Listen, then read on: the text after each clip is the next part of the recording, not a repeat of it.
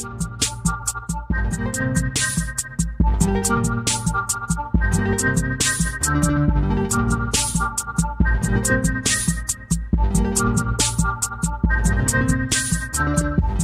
hello everyone, this is Scott McNamara with What's New in Adapted Physical Education. Sorry I've been off the airwaves for a short period of time. I completed my dissertation, so I am technically now Dr. McNamara, but sounds so strange coming out of my mouth. So anyways, I'm going to do an episode in the near future that's going to detail some of my dissertation, some of my findings from my own research, which we'll do a quick one-off podcast episode on that. But this podcast is a little longer in format, so we're going to get started right away. And I have Tony Bader from the Seattle Public Schools and Dr. Susanna Dillon, my dissertation chair and a professor at Texas Women's University. And we're going to talk about APE endorsements at different levels. So we're going to get started right away. I'm going to have you all get started, and what I want you to do right now is I want you to just give me a brief bio of who you are. So tell me kind of, where you're at, your experience a little bit with APE. So my name's Tony Bader, and I am an adapted physical education specialist at Seattle Public Schools. I went to SUNY Cortland for my undergrad and University of Wisconsin-La Crosse for my master's in adapted physical education.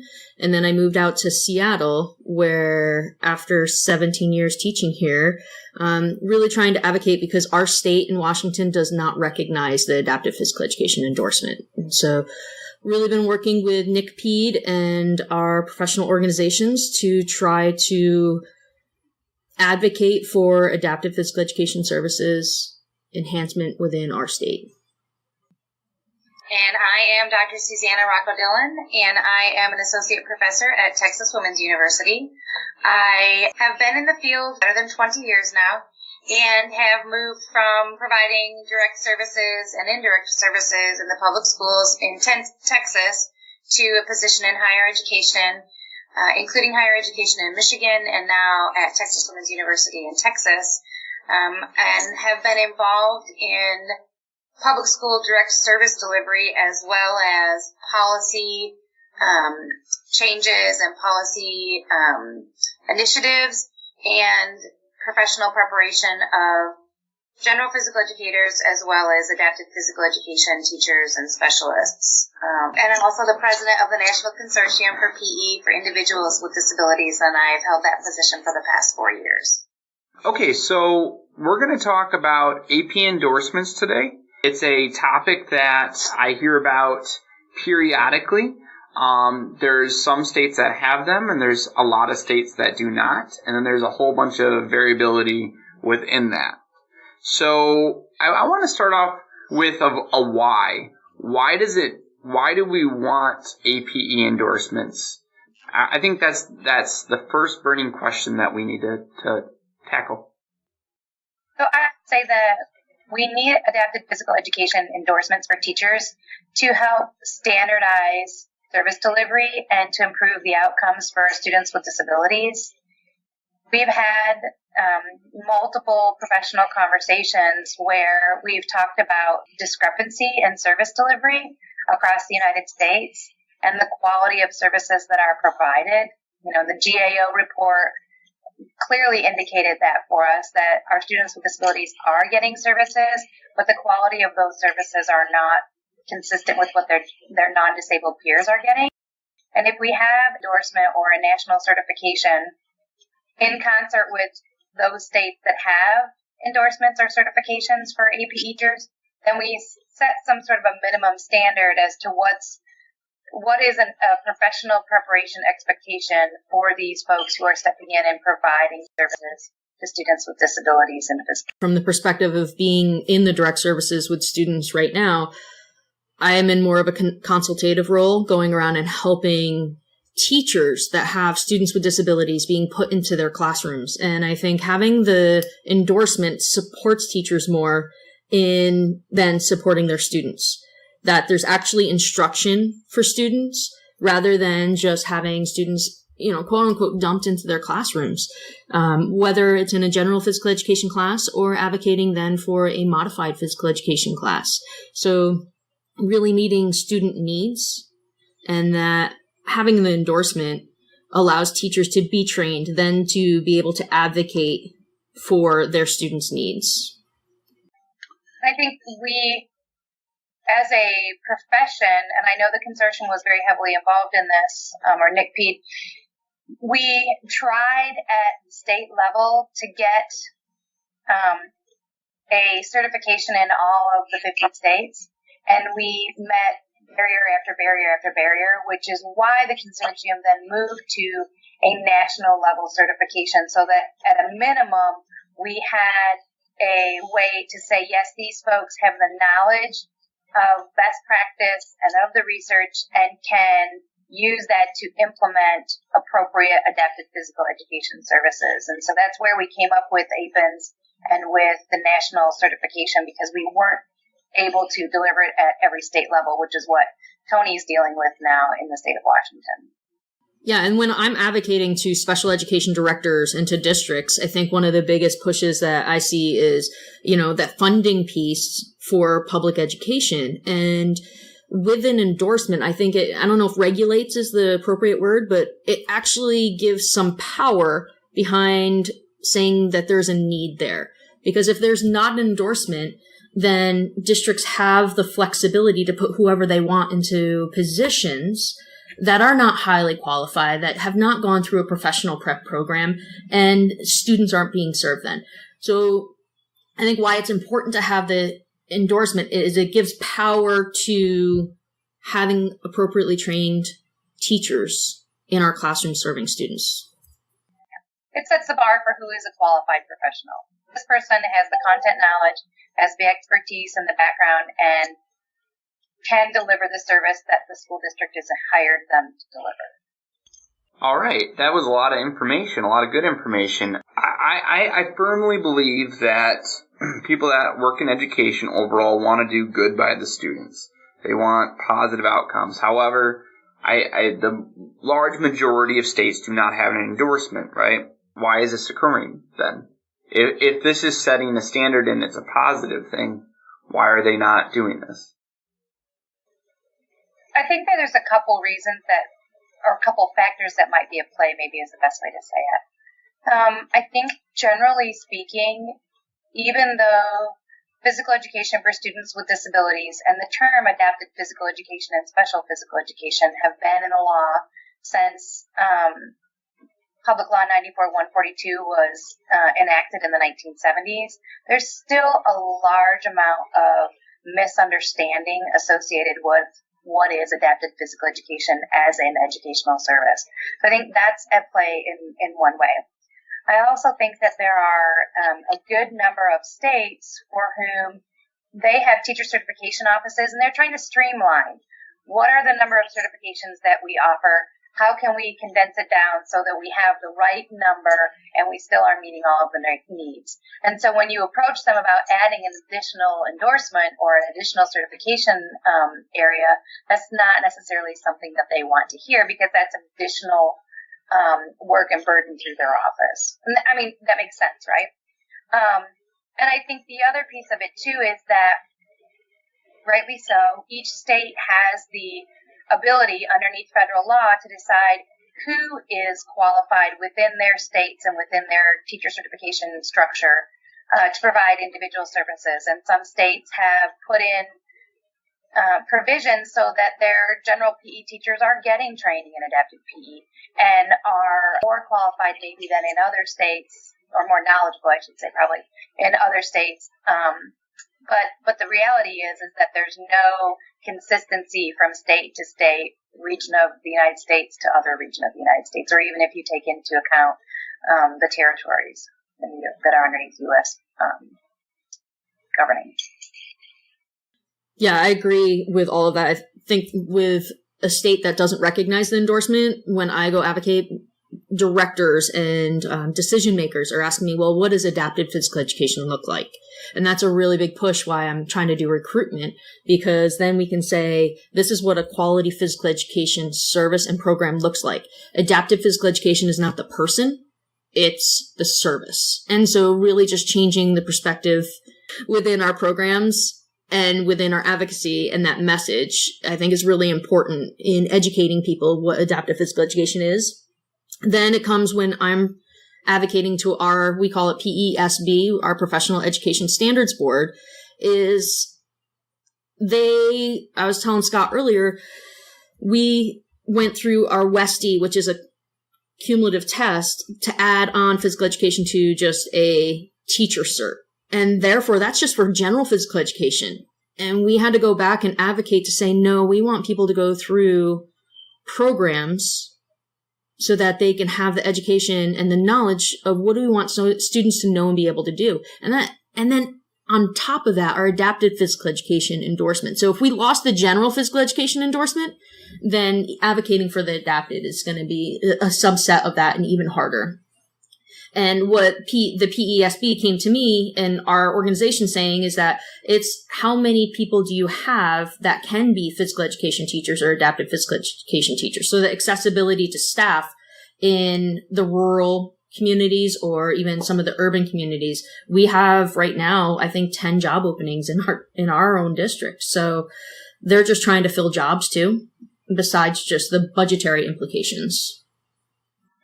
Tony, you touched on something too that's important, is that when we talk about a special education classroom teacher, it's pretty easy to describe that job role and prepare people for that. And it's then a little bit easier from a teacher certification or teacher licensure perspective to say that the individual has to be able to do X, Y, and Z. When we talk about adapted physical education as a service, underneath the umbrella of special education, it gets delivered in very unique ways in some places. Like, for example, I think of Pam Skogstad and her service delivery that she did in Alaska compared to what you're doing in Washington, compared to what my graduates may be doing in urban Detroit or in downtown Dallas. And it's very, very different. Some of the school districts choose to use a consultative model, like what you're using, and is used in like the Ann Arbor Public Schools, versus other districts that go to a more direct service delivery model.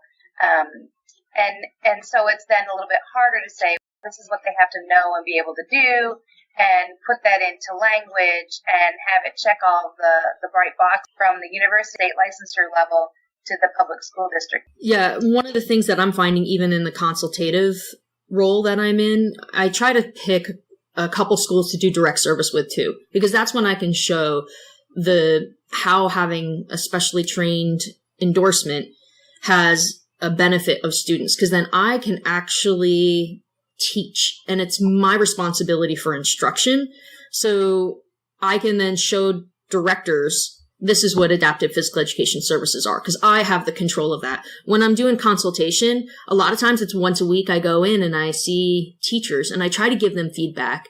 But even with that feedback, they're having a hard time implementing those services. And that's where I even say, with a consultative model, we need more professional development. We need more, the endorsement, whether it's through APENS or it's through a higher education university. Doing a 3-hour workshop is not going to change services. And so we really need to get into the endorsement, and professional development for all teachers if they're working with students with disabilities. So they can actually serve students rather than just included into the same four walls with their general education peers. Yeah, we have that happening very often across the United States, that notion, as Rizzo and company would have said, that functional exclusion. The kids are there, but they're not participating in a meaningful way.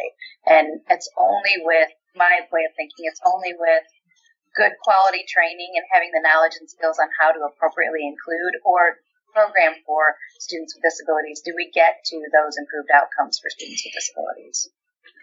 So I think that's an interesting piece that you just brought up, Tony, too, about getting regular ongoing professional development and then showing that they have that skill and content.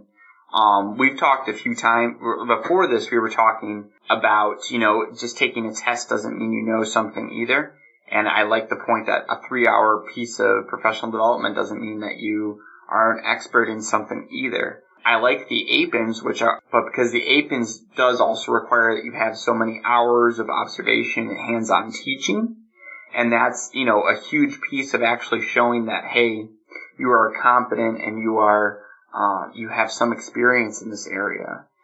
I've always found that there's a huge lack of even professional development, though, in our area that's given. So I don't know if that's a realistic option for us to create. Is the solution to have this endorsement always embedded within higher education? Or is it something that we can deliver through high-quality professional development, and is that available? I think in order to do the endorsement for a lot of the states that don't have the endorsement currently, we're going to have to do both. And so this is where I think, Dr. Dillon, your perspective is even more important. When I'm going to advocate in our higher ed universities of saying we need an adaptive PE endorsement that is also in your physical education or your PE program, they then have to go back to their dean and try to advocate for adding an endorsement and that budgetary piece. And so if it's infused as a nation that all PEAT programs have to have this basic amount of adaptive physical education credits, then I think that it gives more power to our profession. We also need to support those teachers that are already in the programs. And that's where I think having professional development and saying, well, if you are working towards your APENS, your CAPE certification, here are different opportunities we can do that. And whether if it's in their state organizations, whether it's aligning with higher ed universities or the Shape America regional and national conferences. And then I think everybody's supporting each other in those professional development opportunities and going back to some online opportunities too. I think there's a couple of things at play that Tony just touched on. When we look at in-service versus pre-service, I think there's a difference there. Our in-service teachers need to have access to more professional development with regard to APE. And the GAO report even touched on that. They said the school district said we don't have the funds to support that in-service component. But the other piece of it too is, quite honestly, there are fewer of us professionally prepared and trained to provide that in-service than the need. I mean, there's a critical shortage in programs that provide personnel prep in adapted physical education compared to what the need for APE services is in the U.S. And if we're going to move to something like what Tony is recommending, which I would actually support, that we have somebody in the physical education pedagogy or in the exercise science or kinesiology departments, however the institution of higher ed is configured, that have content knowledge in adapted physical education and adapted physical activity. But then we have to look at, again, that critical shortage. We don't have enough folks leaving with doctorates or even master's degrees from our programs to meet that need at higher ed, especially when most of our master's students are being placed in public school. There's some workarounds, obviously, but I think that one of the big contributing factors to there being a shortage of in-service is the fact that there's a shortage of people who are adequately trained to provide those in-services and or to provide professional preparation at an institution of higher education. And it's something that we're addressing. It's something that the federal government supports. The OSEP grants, the leadership grants, and the personnel prep grants at the master's level are intended to do exactly that, to help support the additional training of content experts who can go out and deliver public school or services in the public schools, as well as go forward to institutions of higher education and serve as leaders in the field. And that's one of the stop gates, I guess, for where we are in Washington State. In order to recognize the adaptive physical education endorsement, I need to have one higher ed university offer the endorsement in their program. And I'm really surprised how hard it's been in this last 3-year process to get a university to take on that endorsement. And I'm not saying that the universities don't want to. I know that there is some want to do that. But there's a lot of variables that go into adding an endorsement into a program that cause some challenges and barriers, whether it's qualified personnel to be teaching it, as well as like the budgetary piece. Those grants are out there. So then it's supporting higher ed universities in knowing that too. I think, you know where those programs are and those grants are. And then it's just, I think advocating for those universities to know they can apply for those grants too. I think the other piece of it too that can be challenging. I know when I was at Wayne State University in Detroit, when we were going through the curriculum revision process, curriculum revision is not a fast process in most universities. It's typically a year long, so they have to plan forward on that. But the other piece of it too is looking at what's already on the books and how could we potentially modify a course rather than create a new course, and really kind of streamline things so that we can get to those 12 credit hours in adapted physical education that would allow our graduates with a teaching certificate in physical education to sit for the APRNS exam and to become CAPE certified. It sounds like a much bigger process, and when you get down into the nuts and bolts of it, it's not as a laborious process, but it's getting over that hump and getting over the fears and the concerns about how much work is this going to be versus what's the payout going to be. And I think if more universities and colleges understood that most of them are offering in their PEAK program, they're offering the 1-3 credit class. So there's 3 of the 12 credit hours. The students could also go take an introduction to special education type of a course. So now this is something that's coming from outside the department. It doesn't help with FTEs within the department, but it's at least something that's already on the books. So now we're really only looking at 2 classes.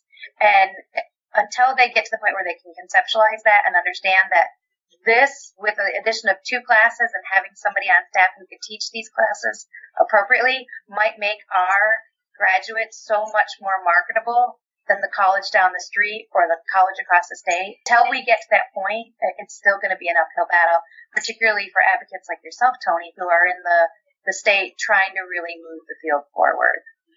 So what I'm hearing is this is a really complicated situation, which I think is a multiple prong thing that needs to happen at every state, as well as the advocacy at the nationwide. And we need to advocate strongly to our higher ed institutions, at our school levels, and with like professional development agencies as well. So, and at the state level, like of making sure that the endorsements are happening and such.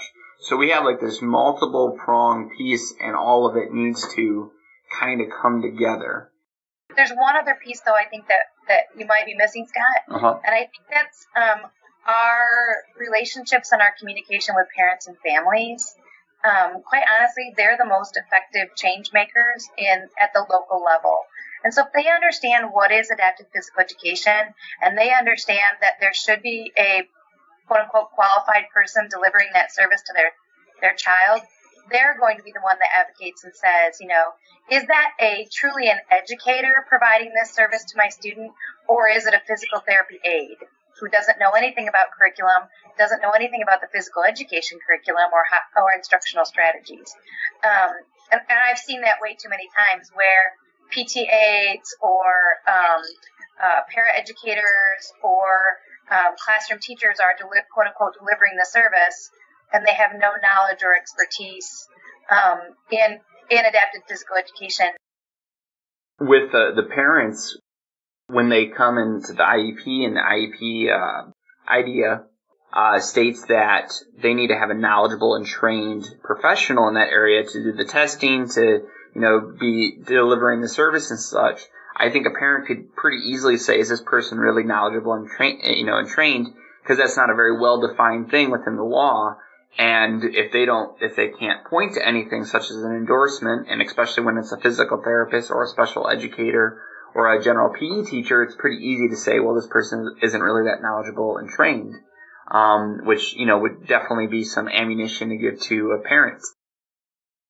We have this huge, though, like multi-pronged thing, right? And I know both of you are very experienced in this battle, but I think it could be really overwhelming if I'm a APE teacher listening right now, and I'm an N of one to try to push something like this to try to have higher quality in my district, let alone the entire state. So, what are some of the strategies that you've used at those different levels to make this process actually occur? I think there's a couple of very simple, direct things that the practitioners in the field can do. And we know that they can be successful because we've seen people like Dave Martinez and Brad Wiener and Tony go forward and affect change using some of these strategies. And one is to simply build a relationship with your director of special education and provide them with up-to-date information as you get it. So if a Dear Colleague letter comes out, like the Dear Tymason and Dear Kelly letter, that your director of special education has those in hand so that they understand what the Department of Education's interpretation of the law is.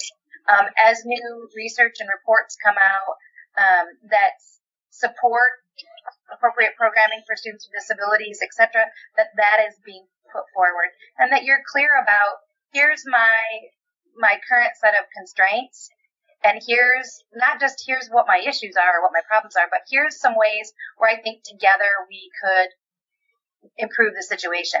And the data will help drive change and potential hires, etc., in districts, but it's not a overnight process. It's a build a relationship, provide data, make a compelling argument that you have a significant need, and then that will create a compelling argument, and they'll make some changes. And I agree with you on that. What I have had to find out as a teacher, so what I feel is that I was prepped through programs to go into a classroom and teach my students. And the process that I've had to change through as a physical education and an adaptive physical education teacher is that advocacy piece of advocating for programs and services. So I would say feedback to teachers is to know your systems. Look at what are your state systems. In Washington State, we have our OSPI, the Office for Superintendent of Public Instruction. So then knowing it goes into ESDs, our educational service districts, and then down to your district. So one of the things that I've done is not only make relationships with my special education directors, but then go make presentations into those districts, the ESDs or your other directors. Because what I found is one district says, well, what's this district doing? And that district says, well, what's this district doing? And so they all talk and network. So one of the things that I've found, besides doing the letters and that Dr. Dillon just talked about, is doing that positive press, having articles, having videos of what it looks like so that parents can advocate too. And then going out, and you have to get into the weeds and present to those directors. I'm presenting at our WASA, which is our Special Education State Directors Conference this summer. Getting out there and having visibility.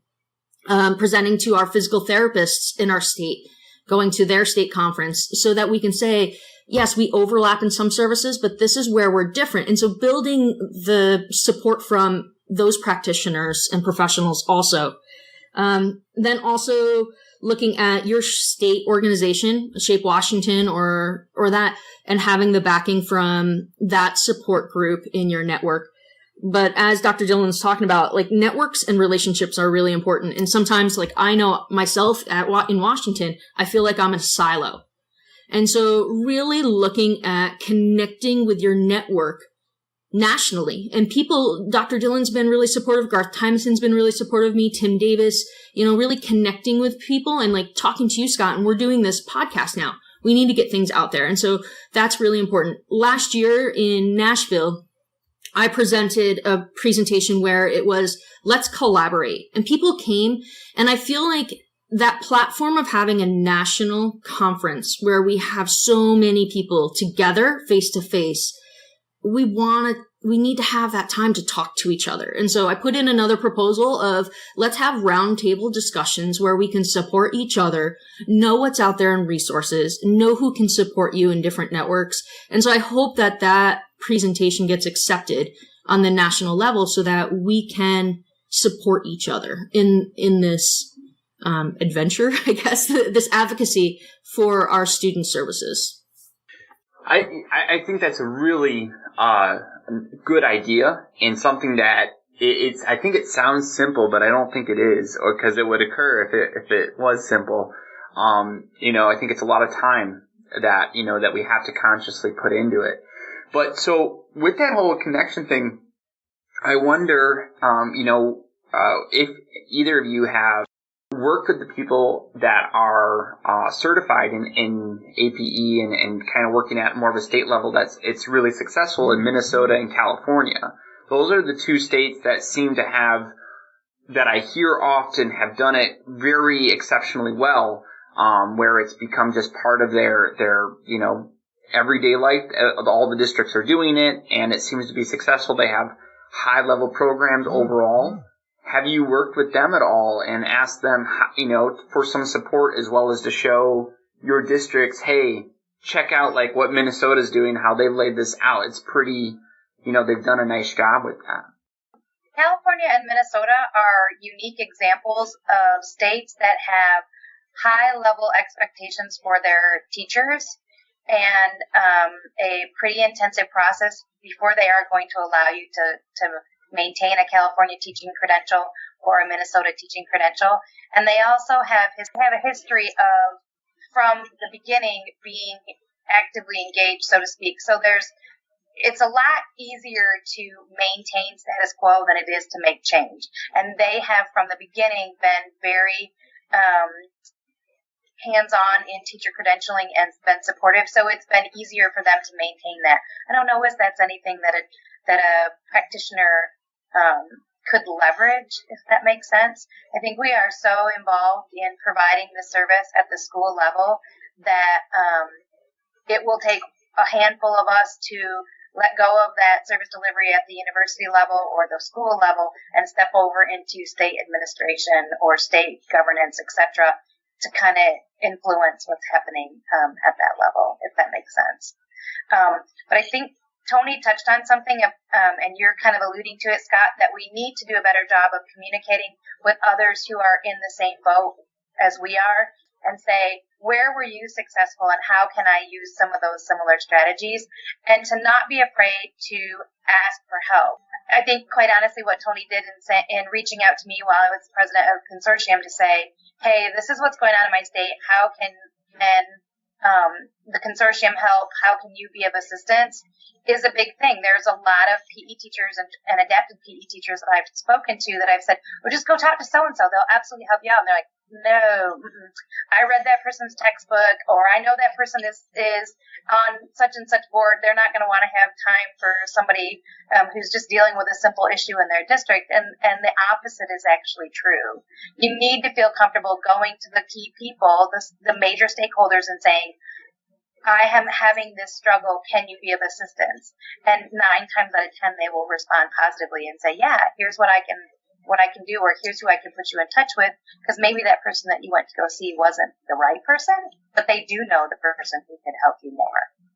Right. And so I think to jump on top of that too, right now we have the Special Olympics USA Games going on in Seattle. And so I went and volunteered yesterday and had the great opportunity to listen to Tim Shriver talk last night. I went to one of his forums, and I really appreciated one of the things that he said, just from seeing their success as an organization, but also the struggles, in that it takes so much to shift culture and to make change. And how he said that, and like how much power needs to go behind individuals with disabilities in having appropriate services. And I think that's a huge thing, because I know I've confided in you a lot, Dr. Dillon, about, I was like, oh, we're not having services in Washington State. Let me have a letter. I'm going to bring that to the director. And the director was like, well, okay. And how much work it takes to make small change, I think was really discouraging and disappointing to me. And I appreciate the support that I've had from all of you, knowing that that's a struggle for everybody. And I need to have realistic goals and expectations, knowing it's going to change little by little. And we can't get discouraged in that. You can't just say, well, it's the law, follow the law. That's not going to change the services. And so I think one of the things that I'd say to people listening to this podcast is lean on your support system, but also know that the change is going to move slower than you think. But celebrate the small successes, because it will, once the ball starts rolling, it will continue to roll. And to do it in a positive way too, not always be adversarial or aggressive with your approach. There are times to be strong and to advocate, but at the same time, I think that was a big learning experience for me trying to shift systems, is knowing how slow that process is when, where Minnesota and California, they have that historical approach. We definitely want to network with them, because when a superintendent or a special ed director says, what does this look like? We can then share and point them to those districts and those states. But I think being really realistic and encouraging and networking is really important in that. Now, I'm kind of pulling some of this conversations we're having to some of the recently past podcasts I've had, and there almost seems to be a theme going on a little bit about this communication. I had Dr. Rimmer on recently from Nick, where he's creating he's trying to create this large inventory of all the strategies that have been given to him the last 15 years from APE teachers and how they can be applied. So you can go on there online. I also had people from Region 10 in Texas come on and talk about the professional development that they give across the state and how there's such a huge need. And I just kind of want to tie that back to we need to find, for endorsement reasons, for support reasons, but we really need to find some way for all of us to be able to network a little bit better and on a regular basis. And I think social media is one way to do that, but I think that we need to do it maybe some other mediums as well. And I think it's become talking with both of you, it seems to be a little bit of a theme that's coming up from my past few recent podcasts, is this need for us to communicate more efficiently and more regularly. All right, so what is a final takeaway you would like us to have from this conversation? So I think, to me, to wrap that up, I think the question, one of your program questions was, who does this benefit? So having the CAPE or the endorsement, and for me, it's it benefits the students in their safety, in their growth, and in their opportunities. It benefits the staff in the accessibility for their programs, for their performance, and for their comfort level of working with students with disabilities. It benefits our programs to have quality programs, settings for students to learn and be able to grow, both in being healthy and active. I think it benefits our administrators in hitting their superintendent goals or their state growth goals and initiatives. But when it really comes down to it, it benefits our kids. It benefits our students. It benefits our children. And so when we are looking at advocating for the endorsement, we need to make sure that we're showing the benefits of this, and the benefits of getting your CAPE certification, benefits of having a adaptive physical education endorsement. I think, to tag on that, Tony, I think that we all would, we look kind of at the big picture. I say to my students all the time, your job as an APE professional is to the best of your ability, help the student, help work yourself out of a job, help the students become as independent as they are able to in a physical activity setting, and have the skills and the attitudes and the knowledge about being physically active so that they can do it into adulthood. And if we circle that back around, yes, it does improve outcomes for the kids, but it also, at the end of the day, should improve outcomes for our community. We're going to have a healthier citizenry. We're going to have people who are engaged in their community, which then benefits all of us, not just our students with disabilities when they're in the K-12 setting. I appreciate having both of you on here on the show, and thank you once again. Thank you, Scott, for the opportunity. Absolutely. Thank you. All right.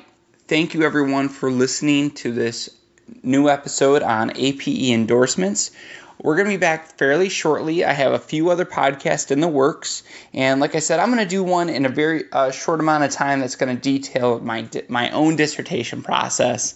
My study was looking at the use of podcast with special ed administrators, which I think is interesting. And I'll talk a little bit about that. So stay tuned, and thanks for listening.